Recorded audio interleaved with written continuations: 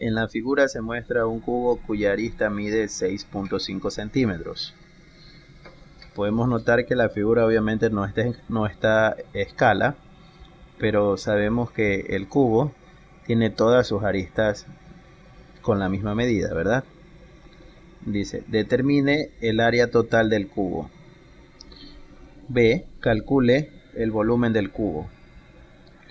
Conocemos que al tratarse de un cubo, sus caras son cuadrados, es decir, como se observa en la figura, el cubo se encuentra determinado por 6 cuadrados. Por lo tanto, el área total vendrá dado por la siguiente expresión: 6 por el área de un cuadrado, que sería A al cuadrado, donde A obviamente representa la medida de la arista. Reemplazando se obtiene que el área total es 6A cuadrado, es decir, 6 que multiplica a 6.5 centímetros al cuadrado. Previo a realizar la multiplicación, debo elevar 6.5 al cuadrado, en donde obtenemos 42.25, y efectuando este producto se obtiene que el área total del cubo es 253.5 centímetros cuadrados.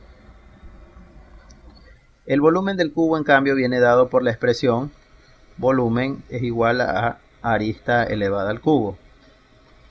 Reemplazando obtenemos que el volumen es 6.5 elevado al cubo, de donde el volumen es 274.625 centímetros cúbicos. Este valor se obtiene multiplicando 6.5 3 veces. Veamos el siguiente ejemplo. El siguiente ejemplo dice: la cancha atlética de un estadio de fútbol tiene la forma y dimensiones que se indican en la figura. Como podemos observar, la figura tiene una longitud de 120 metros en su lado recto y la distancia entre los puntos A y C y B y D respectivamente es 65 metros. Además, ustedes pueden observar que tendríamos que los dos extremos de las pistas corresponden a semicircunferencias que unidas harían una sola circunferencia. Determine la distancia recorrida por un atleta al dar 2 vueltas completas a la pista. Como se observa en la figura, la pista se conforma de 2 lados rectilíneos y 2 semicircunferencias, algo que ya lo habíamos hecho notar hace unos instantes. Por lo tanto, debemos determinar la longitud total de la pista en primer lugar. Esa longitud será 2 por 120 metros más 2 por 3,14 y por 32.5. Aquí debemos detenernos un momento.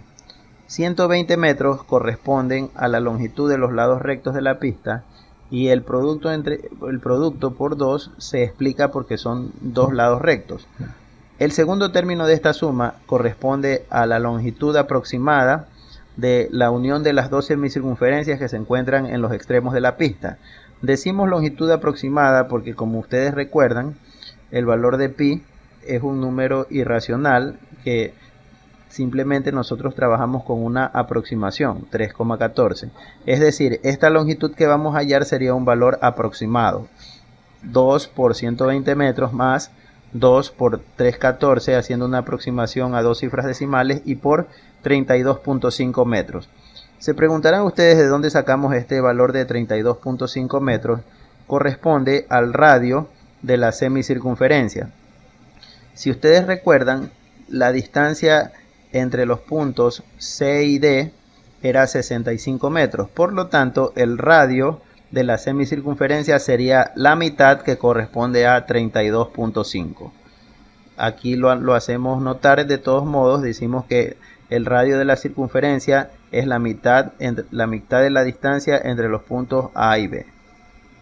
Desarrollando la expresión arriba indicada, obtenemos que la longitud de la pista es aproximadamente 240 más 204,1 metros.